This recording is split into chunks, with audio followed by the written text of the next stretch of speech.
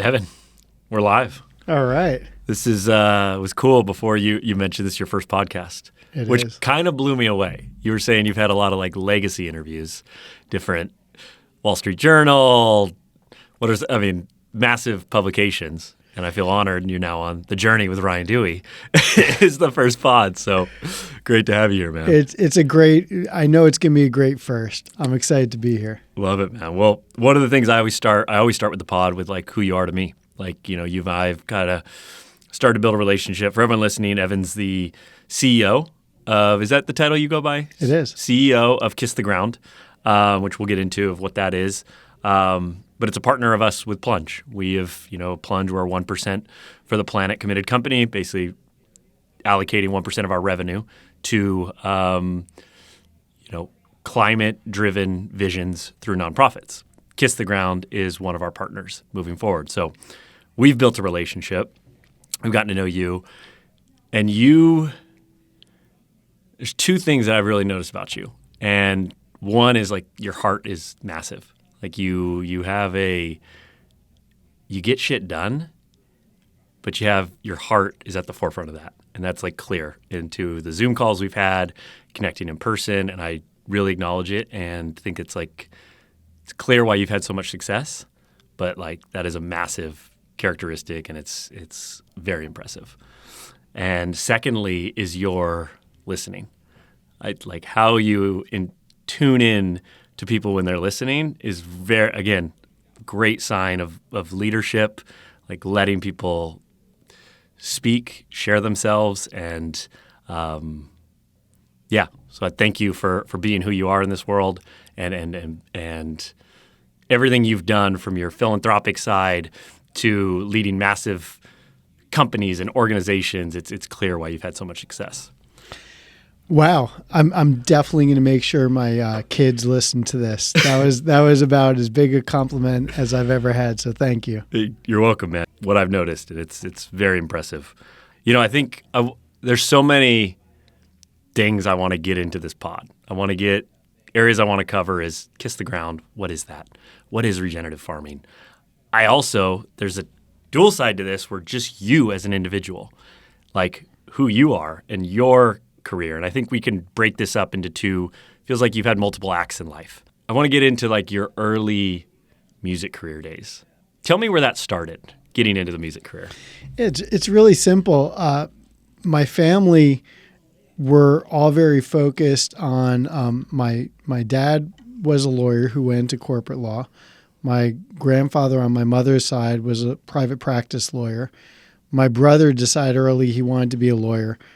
I just went so far in the other direction that it didn't speak to me. And even caring too much about what college I went to, they were all Ivy League. I went to Arizona State University.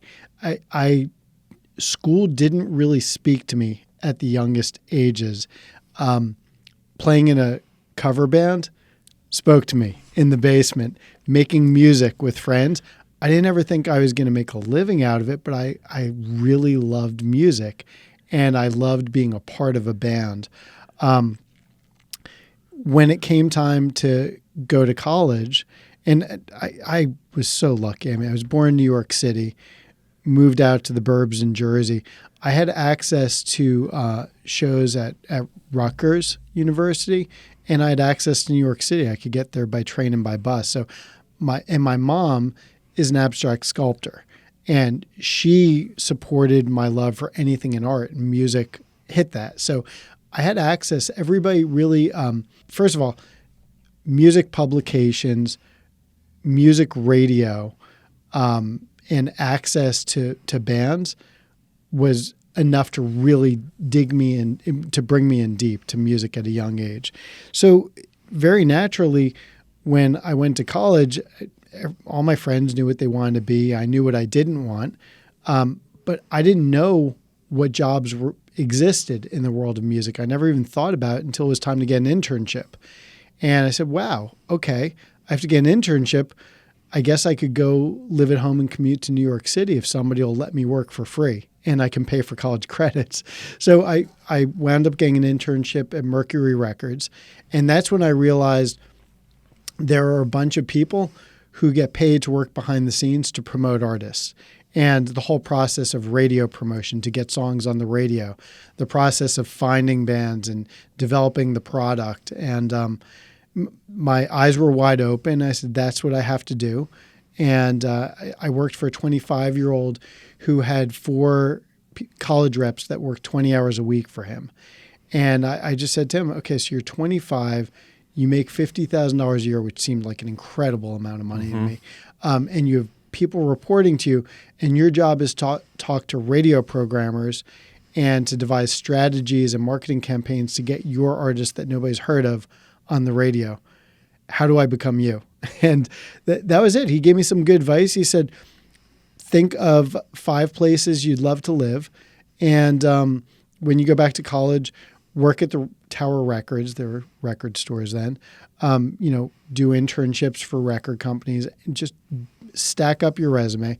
And those 5 places you're willing to live, send a letter every single week with your resume to the hiring managers, the branch manager, the marketing manager, the sales manager, and somebody will take your call at some point. And he said, oh, and by the way, blow up their phones. Call them every week, send a letter every week. And a guy in San Francisco, he took my call one day, probably like the 20th time I called him. He said, I get the feeling you're not going to stop calling me until I say hello. Hello. I'm the branch manager of BMG San Francisco. My name is Charlie, and I noticed you're a surfer. I had surfing as a hobby. He said, I'm a surfer too. I live in Half Moon Bay.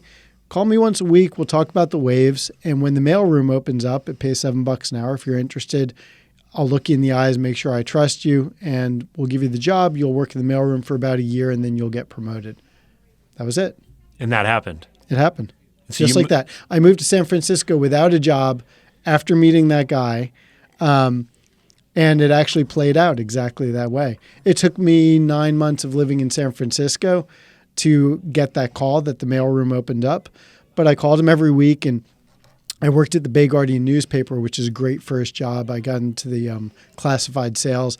And of course, I started making more money, and I excelled and got into display advertising. And I started making decent money, which called my dad, hey, got the job offer at BMG. And he said, you're crazy. You're going to leave a good sales job where you're starting to make good money to go work in a mailroom of an industry where all the adults smoke weed and act like kids. And I said, absolutely exactly what I'm doing. And I did, and I never looked back. What year was that? That was 93. So 93. So the music industry is still in its, that's approaching height moments in the sense of record labels and like pre-internet. So you get on with them. What is within that year? What is the mailroom? What is that? It's such a good question. It was a 1-person operation. I worked for BMG Distribution. We were the sales and marketing arm of all the record labels owned by BMG Entertainment, which is the parent company. So our job was to make sure the music got into record stores because retail was physical product at the time. The transition was being made where everybody was buying CDs because they were premium quality. So it was, like you said, it was kind of the beginning of a new phase of the recorded music industry. Mm-hmm. It was a super exciting time. And I got in kind of before our company really started to take off. The mailroom in San Francisco was not a full branch. It was more like a satellite office because the biggest retailer, Tower Records, was right around here in Sacramento. Mm-hmm. That's where the headquarters was. So the way the system worked was you had a really amazing process for manufacturing, shipping, and distribution. And then you had these local sales and marketing arms. So my job in the mailroom was to make sure all the record stores within driving distance from San Francisco, who are reps, we had sales and marketing reps went to visit, had all the materials they needed to go visit those record stores. So the promo CDs, the posters, and point of purchase sales material. So we were the team that would go out and merchandise the record stores and talk to the record store owners, buyers, et cetera, about the new product that was coming out, actually write the orders, and then our job was to make sure the product moved out of the stores as well. What is the next step from that moment? You get the mail, you're in the mailroom. Was it a year that you got promoted and you're moving up in the same company? I was so impatient. Within 3 months, I was, I'll move anywhere. Where are the jobs? Where are the jobs? And it was cool because being in San Francisco, all the artists came through town. And artists typically were pretty happy to be in San Francisco. I got invited out to the dinners. And I would say to everybody who would come through town, hey, I'll carry your amps. Like, what could I help you with? Load in, whatever. And oftentimes artists were coming through in the earlier stages of their career. Mm-hmm. So they were playing tiny venues. So I would get invited to the dinners, and, I would meet the artists and I would meet the executives that were coming in from Los Angeles.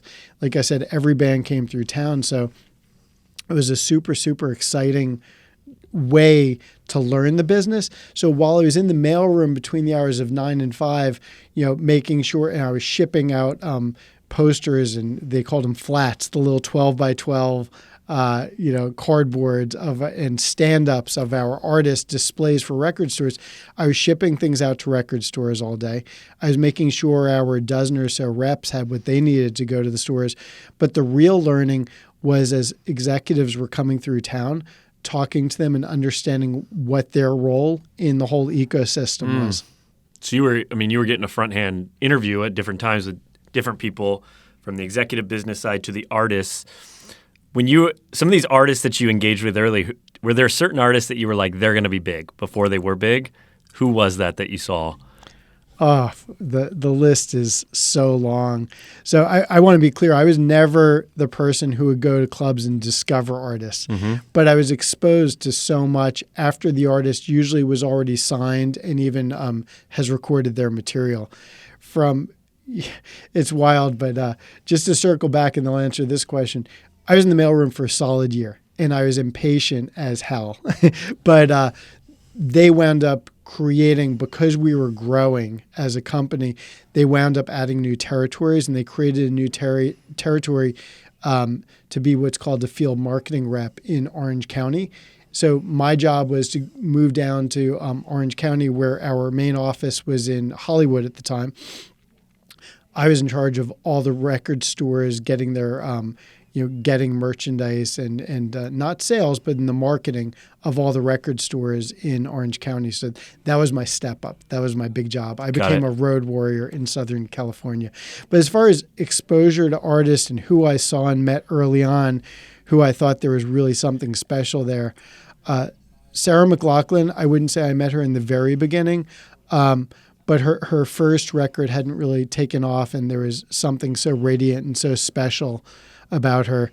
Dave Matthews Band, interestingly, already had a huge following on the East Coast, but on the West Coast, you could not create a buzz.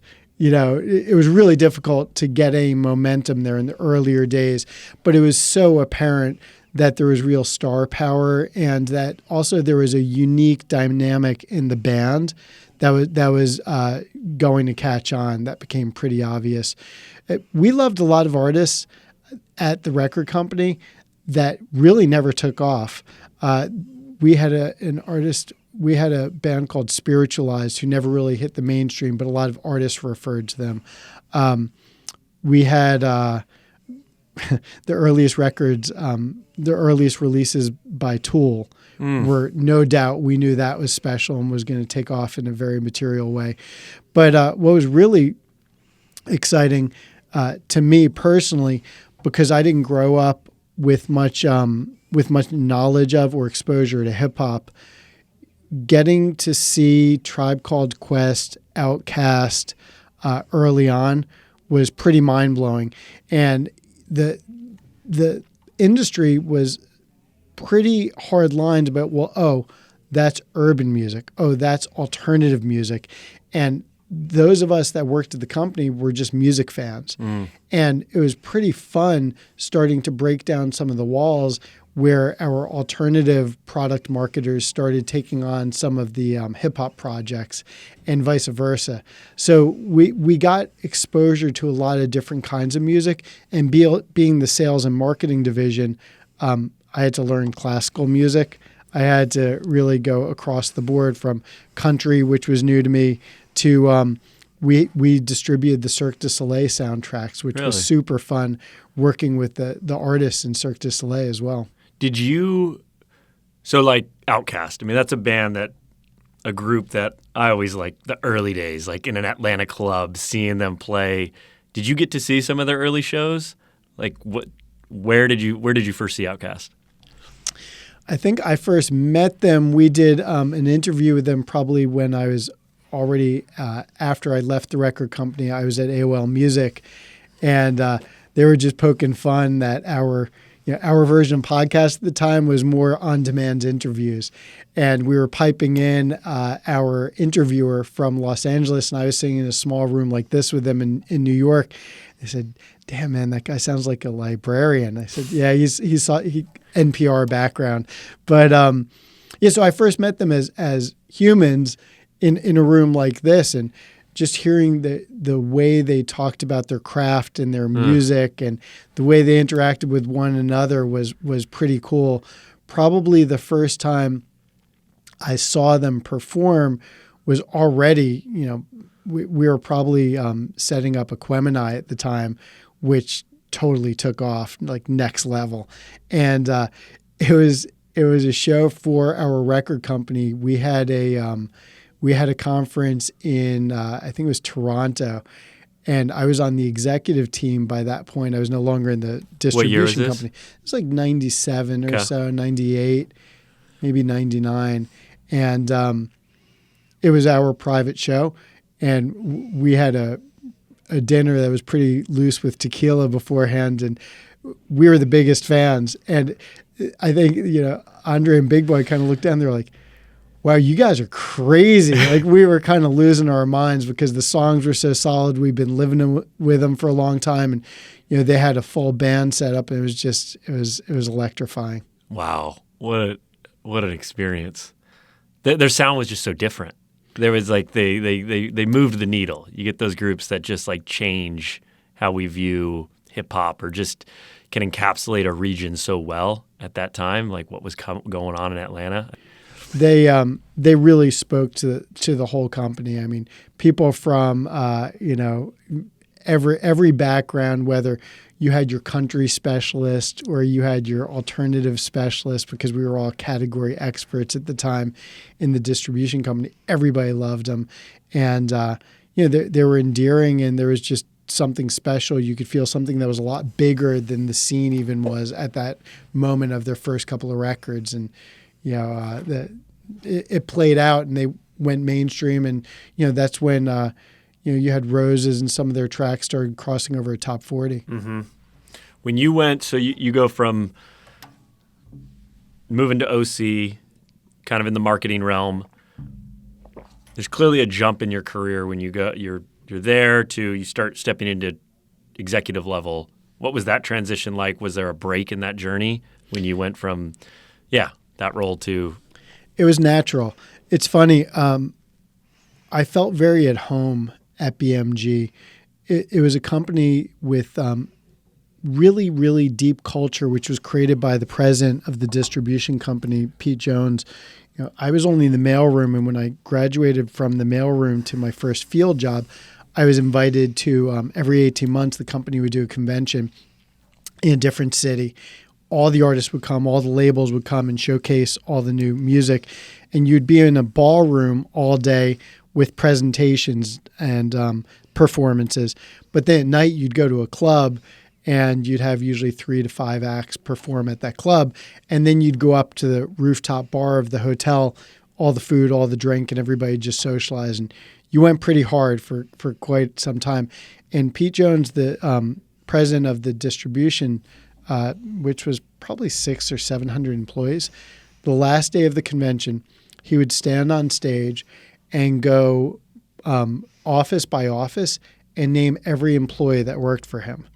And he did that just to show that he cared about his people, and it instilled a really interesting culture where it was hierarchical. It wasn't a flat organization, but it just set a really, really interesting tone, and it was very much based on promoting from within. So I felt very at home in the structure, and I knew that I was going to have a career ahead of me, but I never thought about career advancement because when I was living in Orange County, driving to record stores all day, I was surfing before work. Sometimes I was surfing after work. I was having surf meetings with record store owners or creative people who brought me in to meet a bunch of professional surfers, professional wakeboarders, snowboarders, because I was living in Huntington Beach at the time, and they all wanted to know what new music was coming. So I was very much in this world where I was able to be creative and do the job and live the lifestyle. And I had 4 college reps at this point reporting to me when I guess I got promoted to, instead of driving to record stores, I was now the alternative product development coordinator. That was like the cool kid job at the company because you got to work with artists before they were heard of and devise regional marketing plans for them, where you got to work with all the departments. And it was super fun meeting artists early on. And, I guess I thought I had arrived. That was the dream job for me. And I was starting to do some pretty cool creative stuff where I liked this soda company I saw. It was in all the surf and skate shops. It was called Jones Soda. I reached out to the CEO and he took my phone call. We went and visited him and started doing collaborations. And I mentioned I worked with surfers and skaters and clothing companies. And once I asked my boss, hey, this wakeboarder, he's a professional wakeboarder. He's going on tour, and for $5,000, I could wrap his RV with branding of our artists, and he'll make a mixtape for me. He'll distribute it on tour, and he'll introduce our new artists, and it'll reach this community we really want to reach. And I'd get okay, you could have $5,000, but what's a wakeboarder? And so I got noticed, and I was always asked to call this guy in New York for his budget when I'd come up with these silly ideas that seemed silly, but they also thought was kind of cool and creative locally. I said, call this guy Bill Wilson in New York. And I called Bill a couple of times, and he always said yes, and he always thought my pitches were interesting. And one day he just called me and said, hey, we're creating an online marketing division. Would you be interested? Would you be willing to move to New York, and would you be interested in interviewing? And I said, online marketing? Cool. So it's a corporate job? He said, it's a corporate job. I said, I don't own a suit. And he's like, well, you could buy a suit, but that's not really the thing. I said, I also don't know anything about online. I don't know anything about the internet. I don't write code. I drive to record stores, And the answer is, it's 1997. It's early days. You understand music. You understand marketing. So the transition to I got the job and I moved to New York, and it felt very natural. On one hand, because I knew the people at the labels, I knew the artists, I knew the business, I understood marketing, the product. I didn't understand a corporate perspective, so that was new to me. It was a little intimidating. But what was really strange was the guy who hired me, Bill Wilson, who's a lifelong friend of mine now, and he's been my mentor. We worked together 3 times. I worked for him 3 times at BMG, at AOL, and the company that he's CEO of now, Town Square Media. He was only a couple years older than me, but he had a much different path than I did. He had an MBA, and kind of like the way I got into the mailroom, he reached out to an executive named Clive Davis and wrote him letters saying, like, I have to work for you. I have to learn from you. And he did. He started his career at Arista Records. So we both started as music fans, but he went right to a record company in New York, which was much different temperament and vibe than starting in the mailroom and distribution. I'm super glad I had 5 years on the ground in the distribution company because it was a long time. And I never thought about the title or the job. And I had people who worked for me who were like, hey, what's your thing? I was like, well, what do you mean, what's my thing? What do you want to be by the time you're 30? I said, I never really thought of it that way. And somebody who worked for me, who was still in college at the time, said, well, I want to be a VP by the time I'm 30. And that was just so foreign to me. I didn't think that way. So I went to New York. I had support. And I was given enough room to kind of create my own thing with enough direction and enough resources to learn how to be of value at the corporate level. Sounds like it wasn't like, titles you weren't chasing. Was it like a feeling that you were looking for? Like you wanted to be in the mix in music? Like that was kind of your North Star? Like, am I being influential? Am I being impactful in the music scene? That's pretty much it. in LA, I met my wife. We just started dating in LA when I was working for the record company. And she was always up for going to see a band that nobody had heard of because it was my job. Hey, I'm buying 10 people dinner. This band that nobody's heard of, nobody ever will hear of because honestly, they're not that good. They're going out at 10 o'clock at night on a Sunday. But we get to have dinner and meet cool people. Like, that was my role then. And my thinking was, okay, if I can head up an online marketing department and I have access to what's today referred to as content, I have access to the artists, and I could create a more impactful way for people to discover the artist's music by working. There were the big portals. You had your MSNs, your Yahoos, your AOL, who reached everybody. And they didn't really have music programs yet, but I knew I had something of value to them. I could make a bigger impact in getting artists discovered. Because all the research always said the number one reason people wouldn't buy music the week it came out was because they didn't know it was coming out. So it seemed to me this was a very impactful way to let people know that new releases by artists they love were coming and to help develop new artists, which is the lifeblood of the business. So you moved to New York, you get involved there. When did your jump come from from my perspective, when you probably really came on the map when you launched iHeartRadio? Like how many years in between that? So I was learning from, a really smart crew at BMG. And then a bunch of us went over to AOL.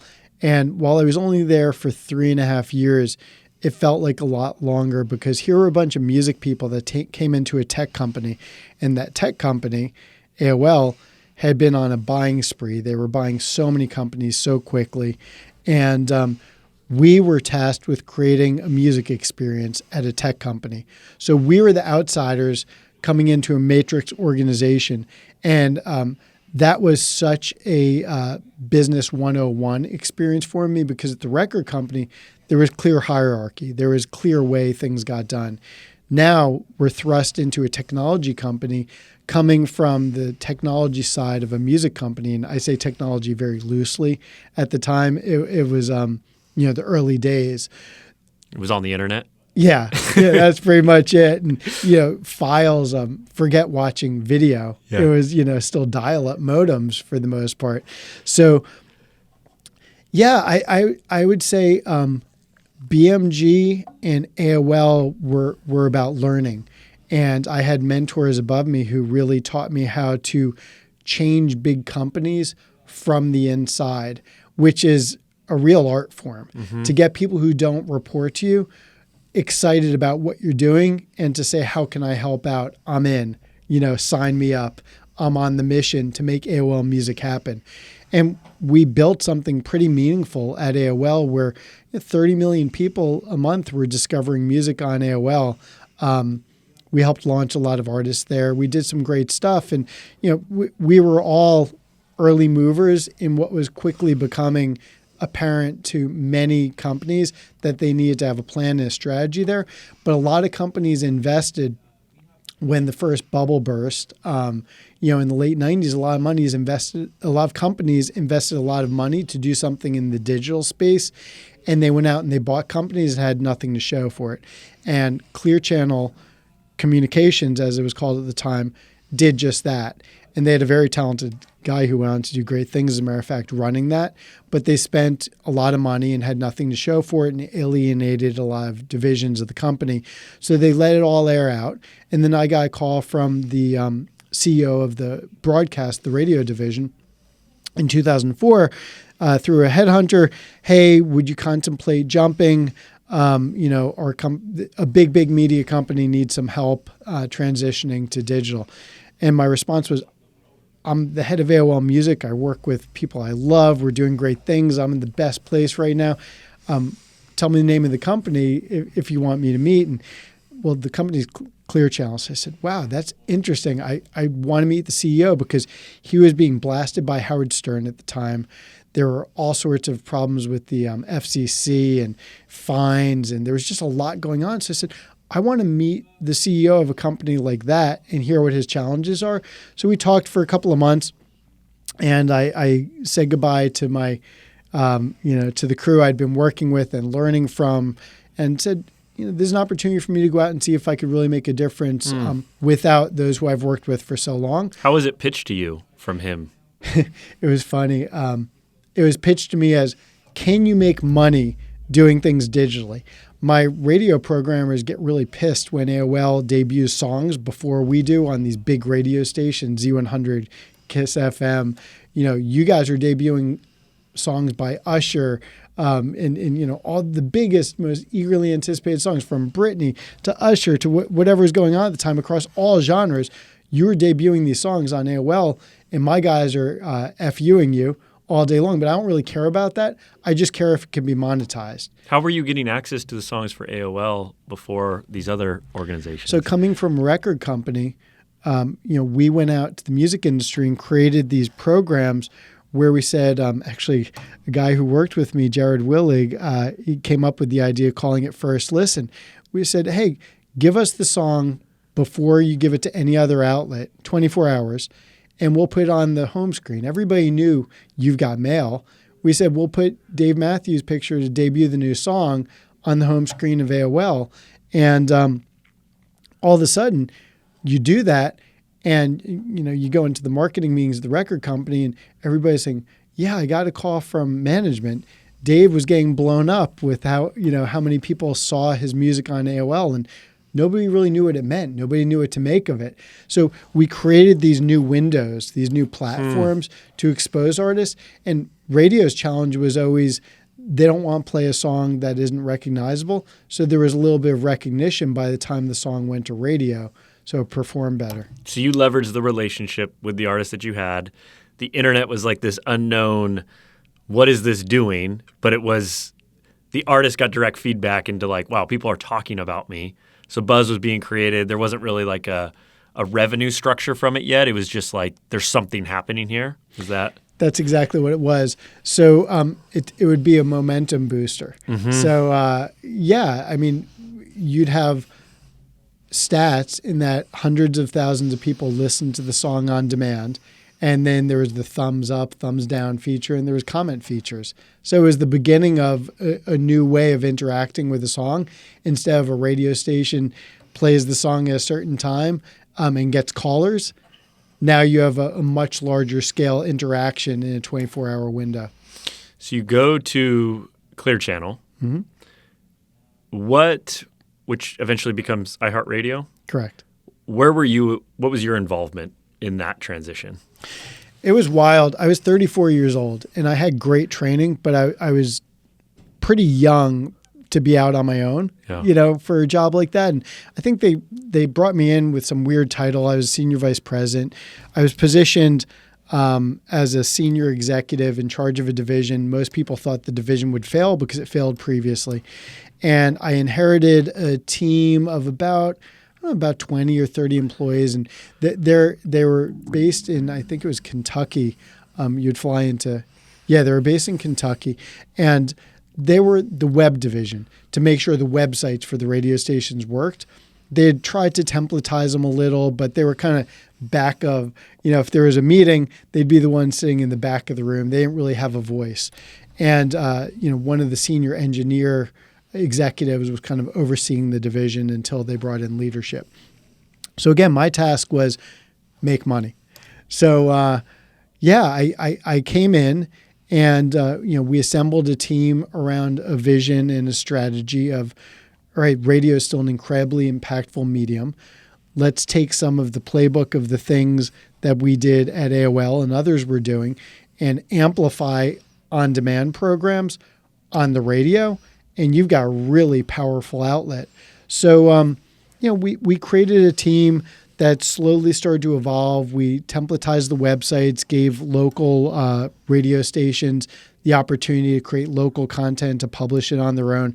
We created national programs. We'd bring artists in to a studio, create unplugged performances. A lot of them went on to be released as like the bonus CD type situation.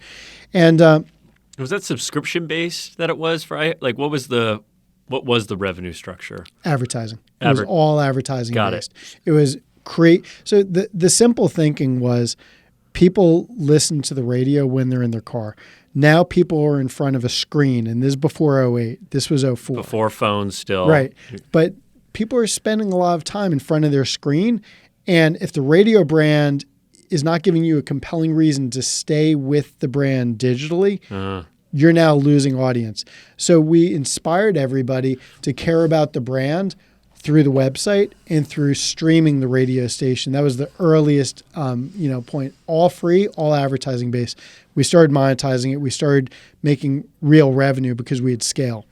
So you guys, I mean, truly, we're kind of a Spotify before Spotify in a way. Like, is that like...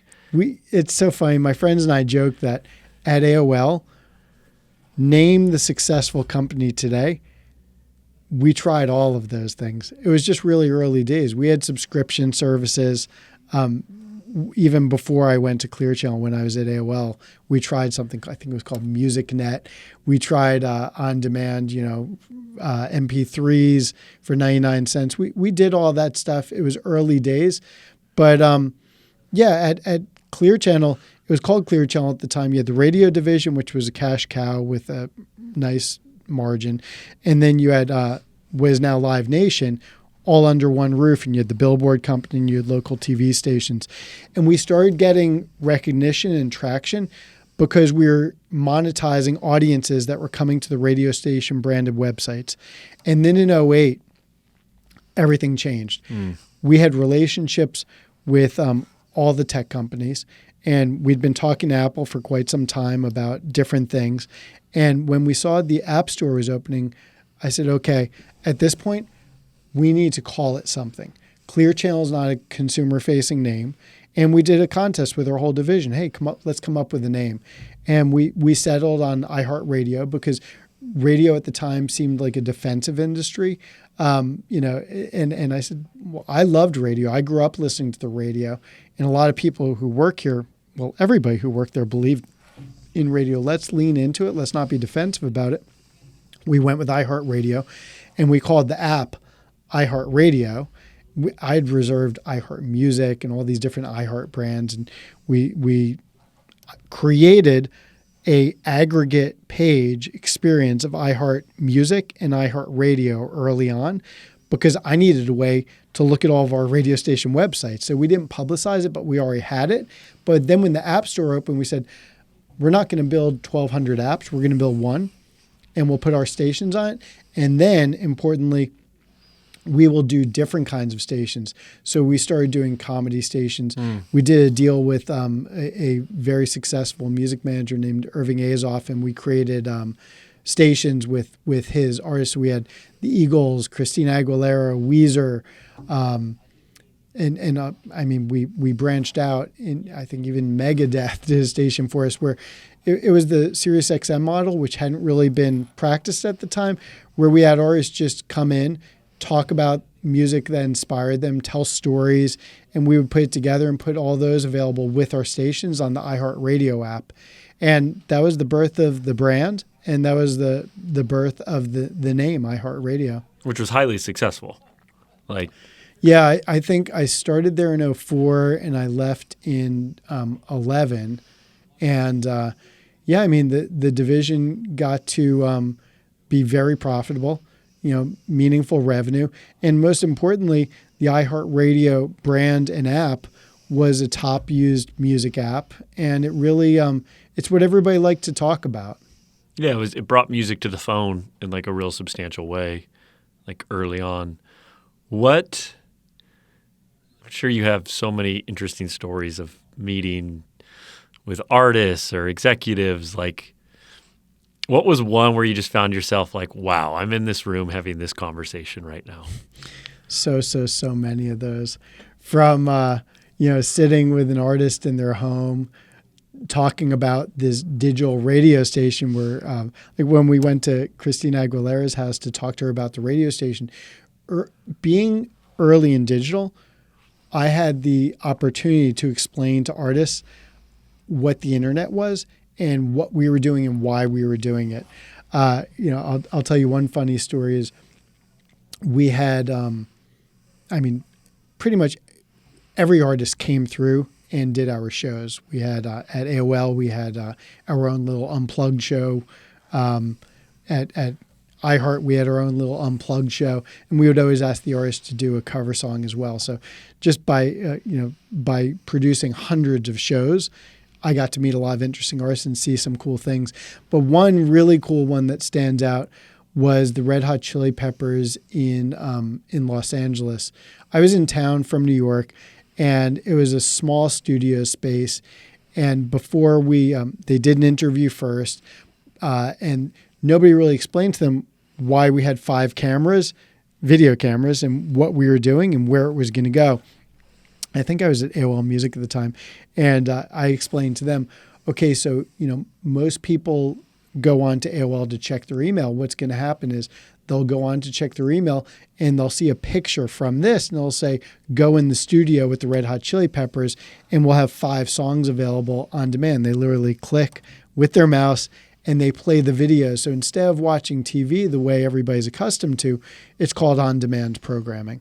And hundreds of thousands of people will watch these videos. And it'll probably, these videos that we're recording now will remain relevant likely for decades to come. And you could go on to YouTube and they're all still there now. But explaining to the Red Hot Chili Peppers in a room, watching them interact like a real band should interact, the way they talked to one another and the way they played together, explaining to them what the internet was and answering those questions. It was probably like the, 01 or so, 02. That was a pretty cool experience. That's crazy. So you're in the studio with them. They don't, like in this current day of content creation, bands get it. Everyone's on a show all the time. Back then, you're there truly in this organic, behind-the-scenes format with them, trying to explain to them what the future is going to look like, which, the Red Hot, I just saw them in Australia, put on an epic show. They're still jamming, selling out arenas and stadiums. Like, did they get it? Were they like, that's interesting? They brought it. I mean, I still watch those sessions. Pull up AOL sessions with the Red Hot Chili Peppers. I think it was around By the Way. I don't remember the name of the record, but some of my favorite songs of theirs performed. Anthony was looking at his notes for the lyrics on one of the tracks. And I'd say almost every song they played went on to be a massive hit. So it was pretty, first of all, they were pro. And while I explained to them, I don't really know if they, if it resonated what I was saying, but they understood that what they were about to do was going to reach people, and they were professional, and they, they performed as if they were performing, live to a stadium. And it was, yet it was more of like an authentic garage feel. They were in the zone with one another. And that to me really spoke volumes of, I was never a good musician, but I know the feeling of when a band connects, and to see a band of that stature without anybody else in the room except a couple camera people was pretty cool. You had mentioned before the show you were in a room with Diddy and Biggie. Tell me what that was like. Yeah, so it actually wasn't Diddy. When I was still at BMG Distribution, my wife and I were just talking about this the other day. I asked her if she remembered me telling her about meeting Biggie.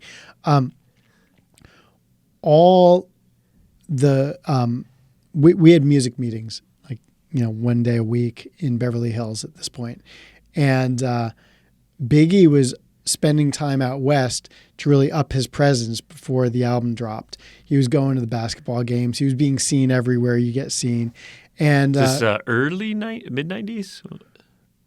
Yeah, I would have to say probably 96 or so. Okay, so it's right towards, 90, I mean, well, this will tell you where it was.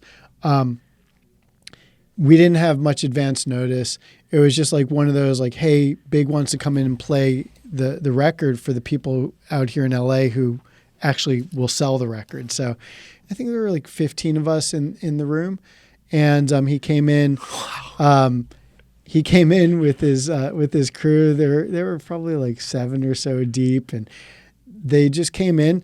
They sat at a table in the front of the room and played us the record and talked about every song, and he just kind of sang along, and answered every question. And the mix of the people who were in the room ranged from some of our salespeople who were in their 50s and 60s to, we were kids. We were 25, 26, to some of the marketers. And I just remember listening to the record thinking like, first of all, this is going to be huge. And what a lovable guy. I mean, just hearing his stories and, hearing the way he talked about the record after he played the record, each song was just, it was just incredibly comfortable and heartfelt and with an incredible energy at the same time. And by the way, the story ends on a really sad note. 2 days later, and I have chills just thinking about this. I was living in West Hollywood at the time. 2 days later, I was leaving to go to work, and my neighbor who lived below me was actually the daughter of Quincy Jones, famous record producer. And she said, "Did you hear?" I said, Did I hear what?" She said, "Biggie got shot last night. He's dead." And she was at the party the night before. So at the Automobile Museum there in LA? Exactly. Wow. So that was his trip out west. Yeah. Wow. Yeah. You heard the record 2 days before. Yeah. Oh my gosh. Wild. That's wow. To see him he's hitting his stride at that moment. He was so happy. He was elated. He was just in the best space. It was wild and devastating. Wow. So you're a pioneer in the streaming space. Like you took that for first of how do we just use the internet as a leverage tool for artists? Then there's how do we make money from a corporate standpoint, iHeart. And it feels like you made a transition in life to, here you are today, CEO of Kiss the Ground. You joined the board of Surfrider. Clearly organizations that have a, planet-driven, sustainable future, securing our future here on this planet. Was there a shift when you were I want to do something different? And when was that? Yeah. Just as I never thought I want to be this title by this age, I loved everything I was doing. I worked with a great team and learned from a great team for a long time. And then I was able to build an amazing team at iHeart. And so it was fun. It was hard work, and there were things I didn't like about it, but it was also a lot of fun. I always was on the board of a nonprofit because I had access to artists, and I figured if I could utilize that platform and that access to do good. First was a nonprofit called Keep a Child Alive. Yeah. I was a founding board member.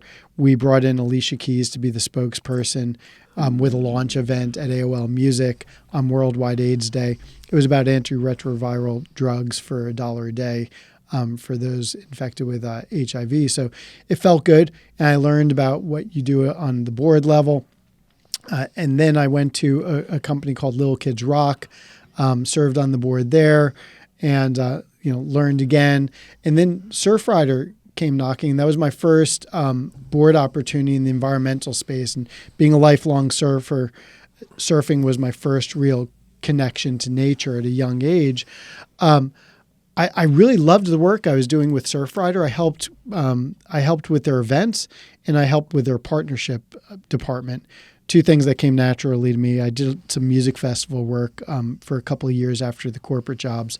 But Surfrider, first of all, I learned so much from the CEO, Chad Nelson. He's a friend and somebody who I watched help evolve a nonprofit that had been around for a long time.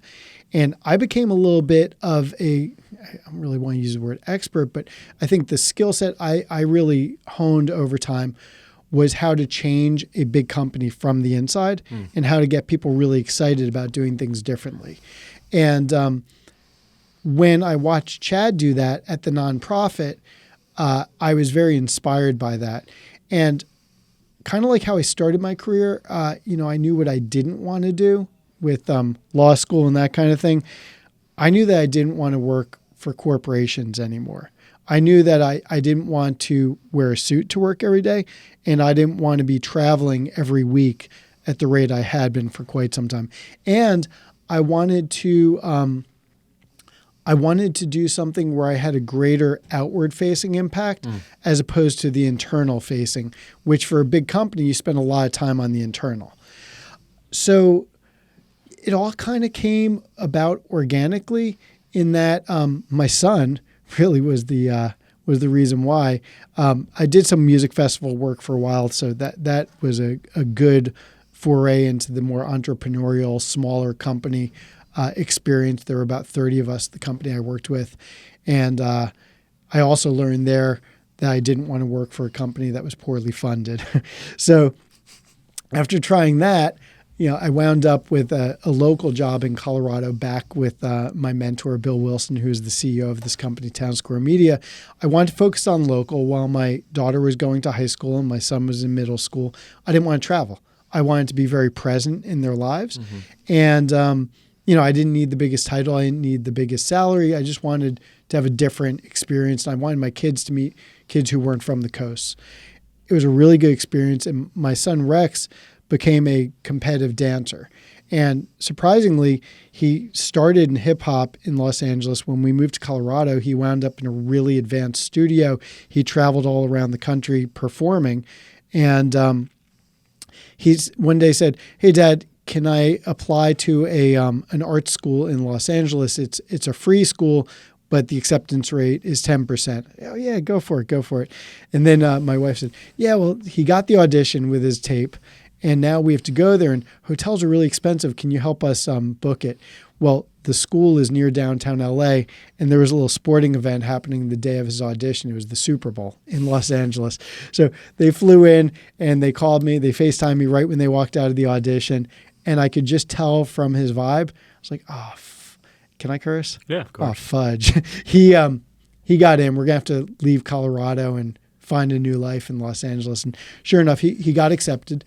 So we left Los Angeles. My wife was an art teacher with a good job and selling a lot of her art in Colorado.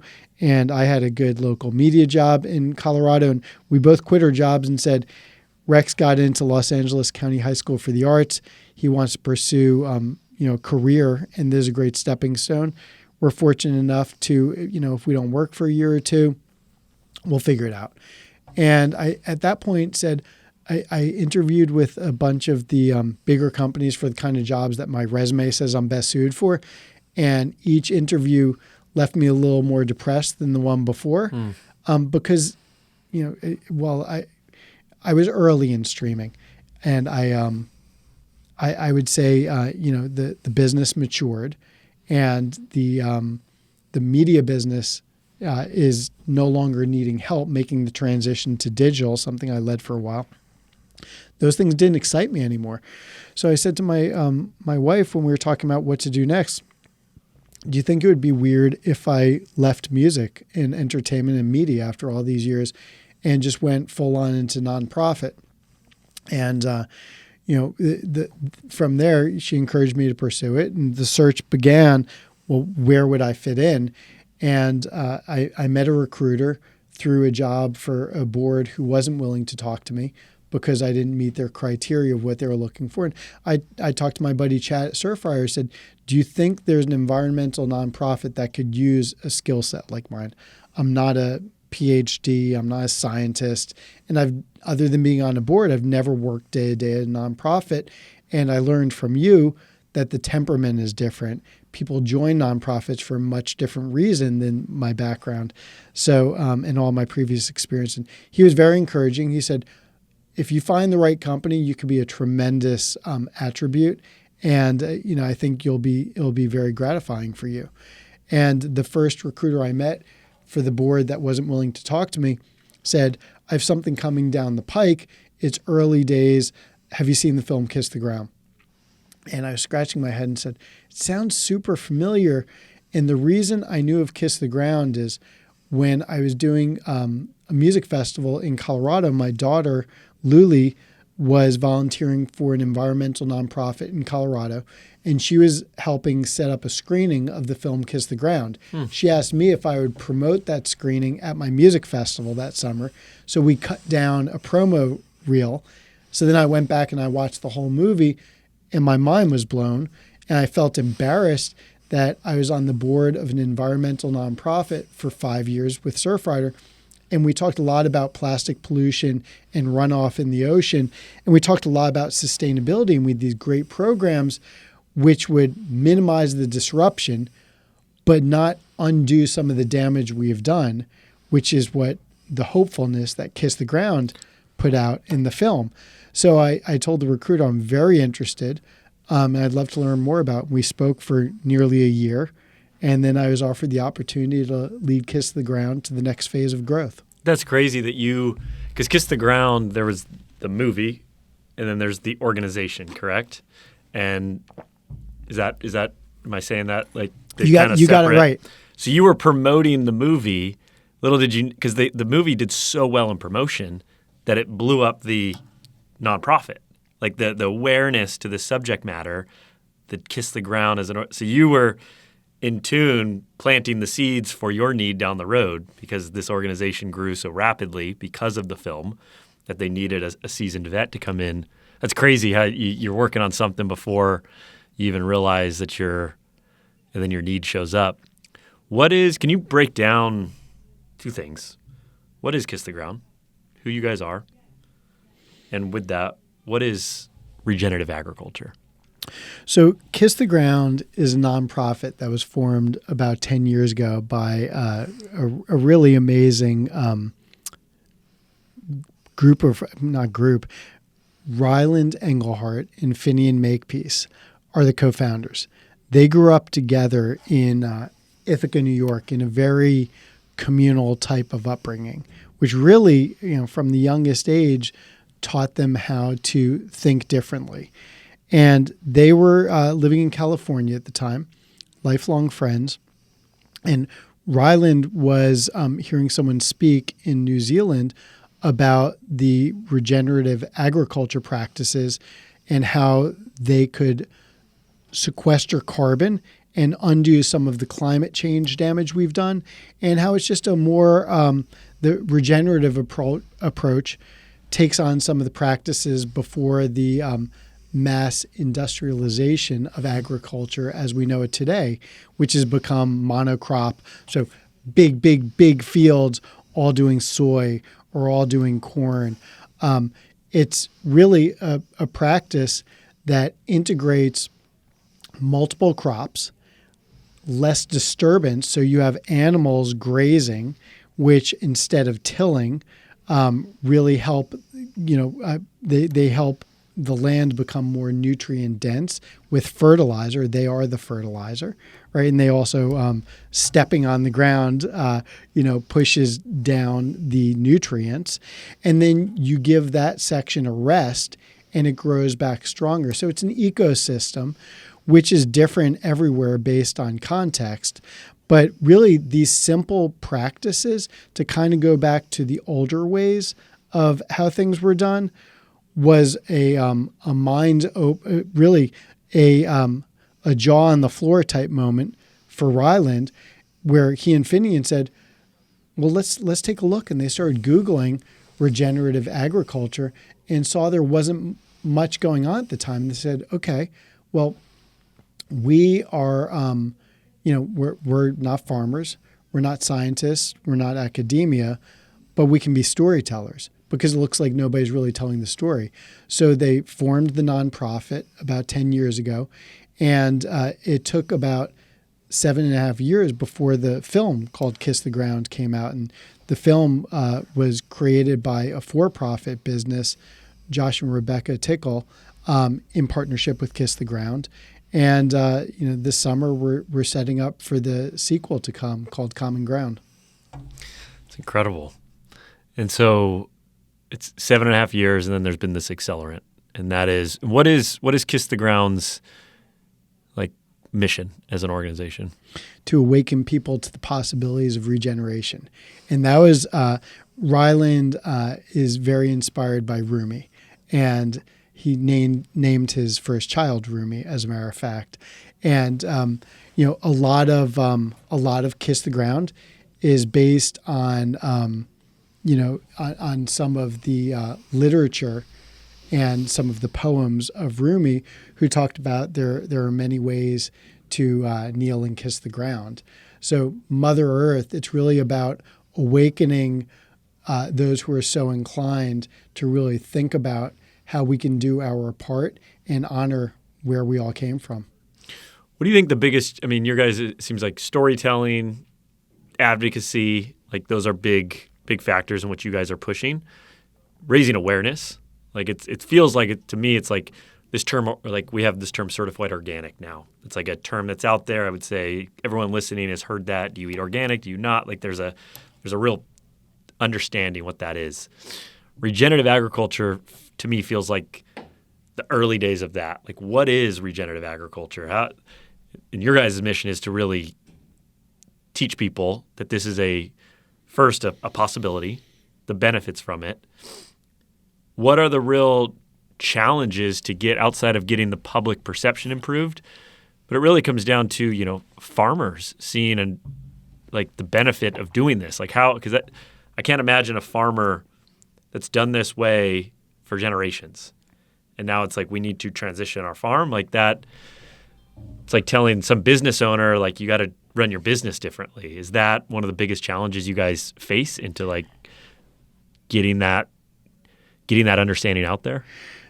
It's wild in that it's incredibly simple, yet incredibly complex at the same time. When you look at the 6 principles of regenerative agriculture, it just makes sense to not use harmful pesticides.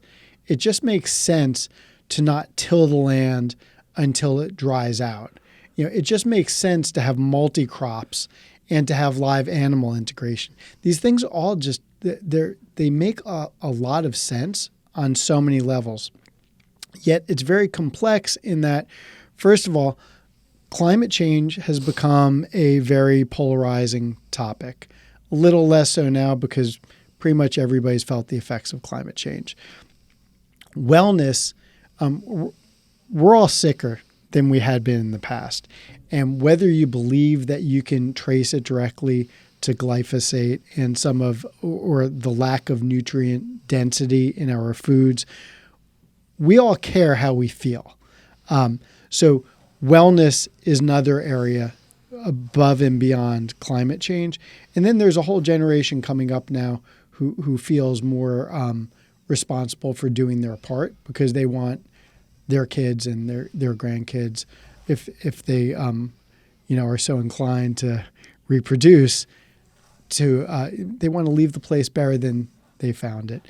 And when you look at, not everybody cares about any of those things. 50% of the U.S. adult population is just worried to get food on the table.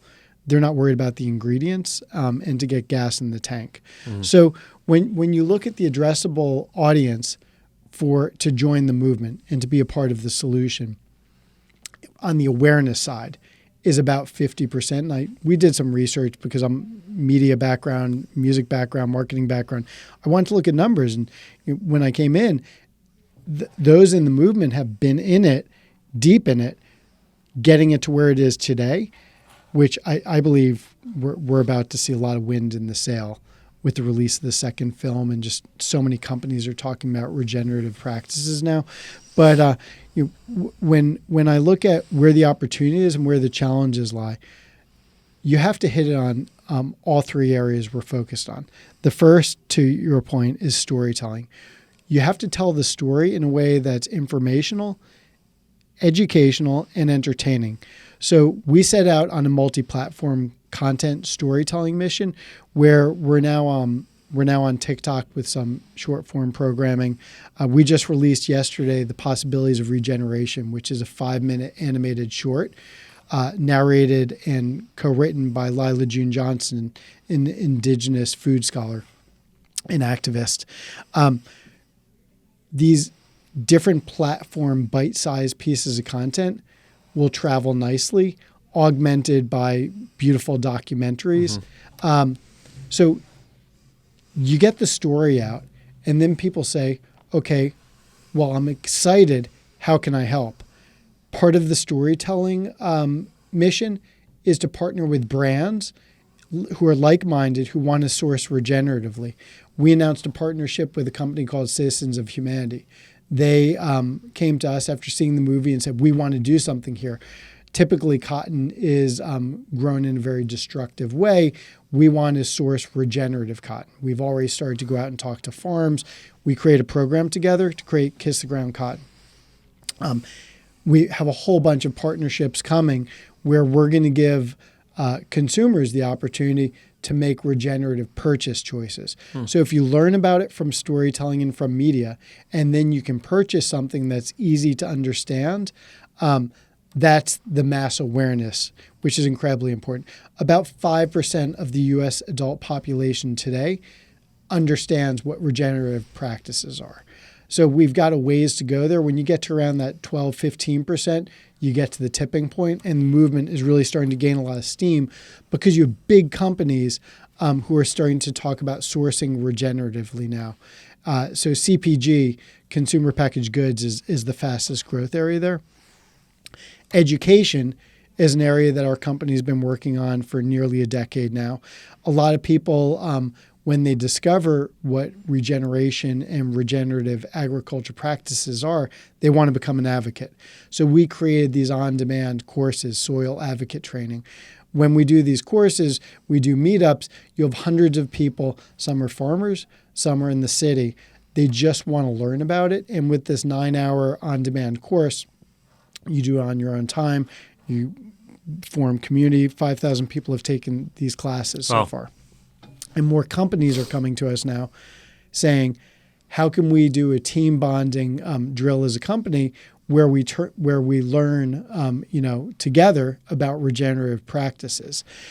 So companies are coming to us saying, can you come give a keynote? Can you do a Q&A around some of your content and then offer up these on-demand courses on bulk rate? So education's a big part of it.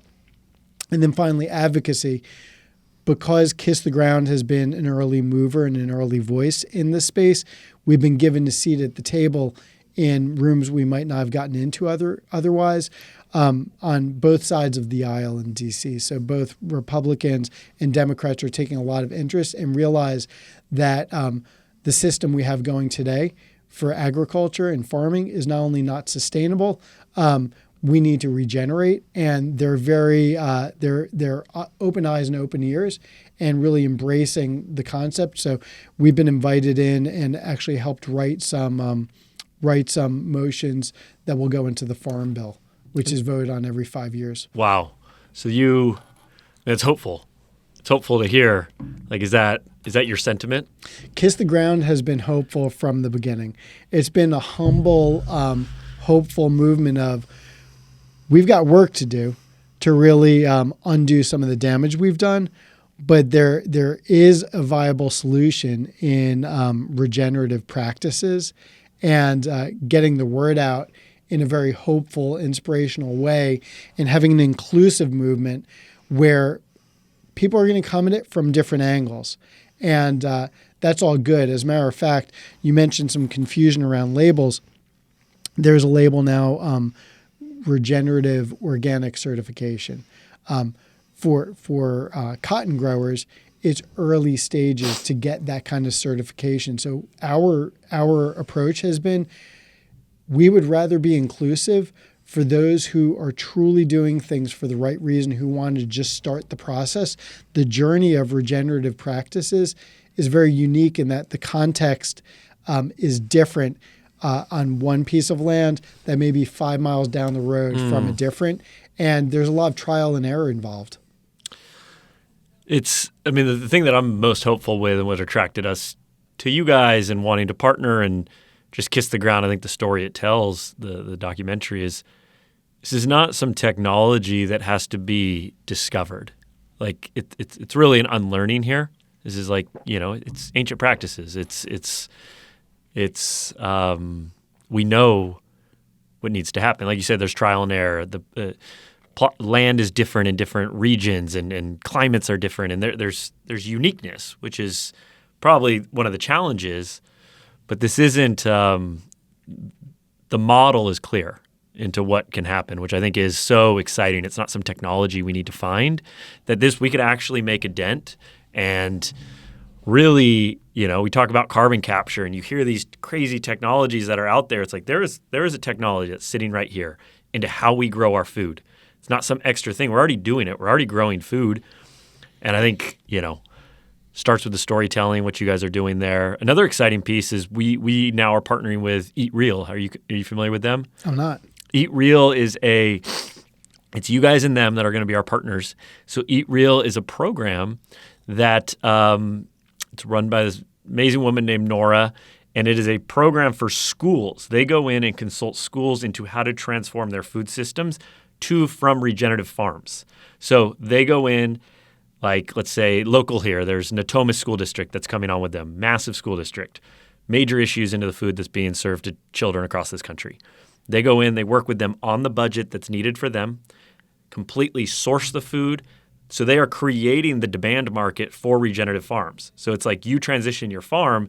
Well, these massive, they have a 500 school district waiting list across the country for schools that want to transition to, nutrient-dense foods that are from regenerative farms. It's like a closed system. It's like you guys are here creating the advocacy for the farms, and then there needs to be a demand market where, okay, who's going to buy this food to recognize that, yes, it might, I don't know if it even, maybe you can talk on that. Are there greater costs for a farm? Can the food prices still be at a low level that's accessible to people across the country with different socioethnic backgrounds?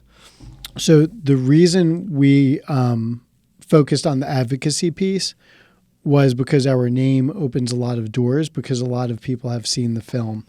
The Farm Bill, which comes up every 5 years, is an incredibly important piece of legislation that will fund farms at a very high level through the transition. So there's investment needed to make the change from being a monocrop farmer who has their insurances for commodity crops from the government to now transitioning to the regenerative practices. A lot of the companies we're working with are, so in Kiss the Ground Cotton, Citizens of Humanity is they're funding the farms who are making the transition. You're seeing a lot of big companies starting to do that. You need government funding as well. But to answer the question, typically farms are seeing a decrease in yields pretty quickly. So their monies they're spending on different chemicals and different inputs, water, goes down, and then the yield increases. So some are seeing a multiplier effect after not too much time. Got it. So it's definitely like there's some short-term costs to get there, and there is some major upside in transitioning over, because we're already starting to see the depletion of yield and depletion of what we're getting out of our current agriculture system. Yeah, to say it differently, there needs to be, and I've talked to farmers and ranchers who have had their own means or taken a bank loan, $100,000 for however, small farm, like 50-acre type situation, and seeing a return on investment after about 18 months. Wow. So you're definitely seeing some real impacts. Some may take a couple of years. So there's definitely an investment needed, but you're hearing so many success stories in so many different regions, in so many different scenarios. It's incredible. I want to be mindful of your time. We're coming up. You flew in for this. You got a flight out. For everyone listening, obviously this farm bill is coming up. If someone's touched by this, how can people support? How can people be a part of this movement? kisstheground.com. Sign up for our newsletters, view our content, take our on-demand courses, and we have calls to action. We've done write a letter to your local government campaigns. We did a petition. It just depends what we're working on at the moment. So I'd say just follow us on social media and check out kisstheground.com. And when's the new documentary coming out? So we haven't announced detail yet, other than the film is called Common Ground, and it will make a lot of sense after watching the first film, the evolution, and you'll see it debut this summer at a major film festival. Incredible. Yeah. So everyone listening, Kiss the Ground, the documentary, Netflix. You can check it out there. Woody Harrelson, incredible narration on that. Viewed by 10 million worldwide. That's insane. I mean, that is one where one singular event can just dramatically shift the landscape, and I think that film is It most certainly did. It did. We get emails and calls all the time from people who have seen the film, and they say, "How can I help?" Or they already started a business inspired by the film and are now a part of the movement. I mean, that's Plunge. That's how we through met that you. film. It touched, and Mike and I were moved by that, and now it's a huge part of what we're doing, and our mission. People changing their lives through plunging is now going directly into you guys. It's a beautiful. We're excited for this partnership. Appreciate you coming on, taking the time, and I think there's plenty more stories we could have dove into from both sides into these two chapters of your life. But Evan, really appreciate you coming on, sharing yourself, and look forward to working with you. Well, Ryan, let me just give a huge thank you to you and Mike and the Plunge team for calling us and being willing to listen to what we're up to, what we're focused on, saying we want to support you. It's a difference maker. I tell everybody we're a team of about 20 people who comes off looking a lot bigger than we are because of the launch of the film. And, we're focused on tripling our impact by 2030. And we've got KPIs. We're holding ourselves accountable to tell stories and reach more people, to educate more people. And then on the advocacy side, and our partnership with Plunge is a real difference maker. And when people ask me, well, why does Plunge want to get involved in regenerative agriculture? And the answer was, Plunge is in the wellness space, and they want to do right and give back to a company that's fighting the fight for climate, wellness, and in the end, regeneration for us all. So it's amazing, and I can't thank you enough. Our pleasure, man. It's our rent. We're happy to pay it. Awesome. Cool. Thanks, Evan.